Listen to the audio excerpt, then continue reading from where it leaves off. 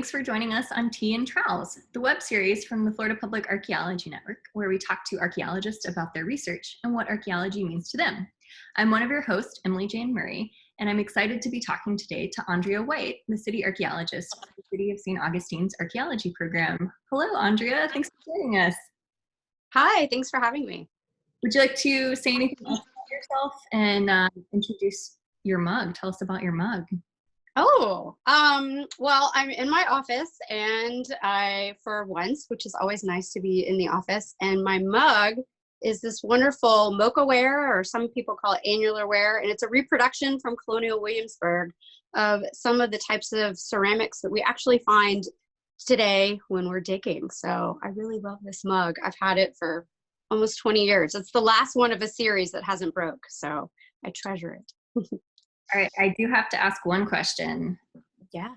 Because traditionally, they would use tobacco juice and urine to create the trees on the mocha ware. So was yours made that way, or did they come up with some clever ways to reproduce it without the traditional?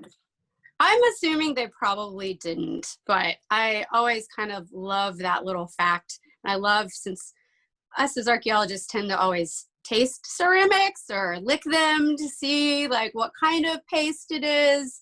And so I always love to teach students to do that. And then once they've done it, I like to tell them, you know, that was made with tobacco spit and urine. And then they are like, ah, but it's a fun little trick to play. Maybe it's a little mean, but I think any urine or tobacco bacteria is long gone by the time we're finding it in the ground.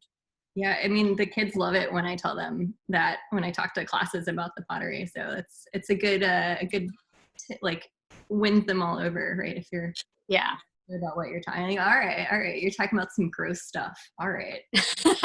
Like, I'm paying attention now. Yeah, okay. Well, today I borrowed a coffee mug from my husband in your honor. It's from the University of Florida, because that's what first brought you to St. Augustine, correct? Coming to school here. Yeah, like, well, several decades ago. We won't disclose how many decades. Awesome. Why did you become an archaeologist? I love history. My dad was a big history buff, and so I was dragged to more historic sites, especially in the Southeast, than I care to count. And so I also like being outside. So when I found out that it was actually a career, I think in middle school, I career shadowed with an archaeologist. And so that's what started me on that trajectory. Very cool. And can you tell us about your research? This is where we're getting everyone in like 30 seconds. Oh yeah, it's hard to like give a brief summary. I enjoy urban historical archaeology research. So I like looking at the urban environment. And really, I'd like to think of the city as a single site. And so by working in an urban context like St. Augustine, I get to look at all the changes that people have created across the urban landscape. So that's really what interests me, is looking at the evolution and how people live in cities. And it's tough digging in urban environments because everything just gets piled and cut into and jumbled. So yeah, it's like a giant jigsaw puzzle. And that's what makes it really fun, because you get to tease out all these different literal layers of history. So it's a lot of fun. It's complex, but that's what makes it challenging. Awesome. So do you have a favorite tool in your toolkit that you use when trying to figure out all of these features and layers? I have two of my favorite tools, and I know it sounds kind of silly and cliche, but my brain is the first one. I mean, that's super important, right? Like, archaeology requires a lot of thought. It's not just digging.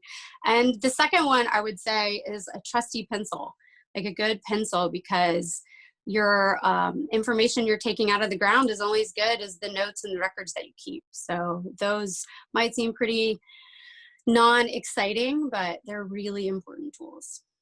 So I always like to tell people, if you're not taking notes, you're not doing science, you're just digging holes. That's right. That's what separates us from just digging. So yeah, it's really important to record all that information for us to tease all the good information out from the archaeological record. Yes. So do you have a best, worst field story that you can now laugh about? That one's tough. Without embarrassing other people. Let's see. When I was in grad school, I had a pretty beat up old SUV, and I was about ready to go meet some pretty famous historians and archaeologists, and I was all excited. And right before I pulled into the parking lot where everybody would be waiting, the step bar on my SUV had rusted off, and part of it dropped off and started dragging the ground, creating lots of sparks right as I pull into the driveway. So everyone whips their head around and hears this horrible noise and sees these sparks flying. And I'd like to think, as embarrassing as it was, at least I made some sort of memorable impression on those individuals, who I will not say who they were. So yeah, that was pretty embarrassing, but I can definitely laugh about it now. It's a pretty grand entrance, so you just brought your own pyrotechnics. I'm here. That's right. Yeah, like, whoa, hey, come meet me. I'm this excited newbie archaeologist who want to impress everybody. So yeah, hi. Yeah, it's pretty embarrassing. It happens to the best of us. Yeah. So our big question that we're asking everybody is, how do you think archaeology can help save the world? Ooh.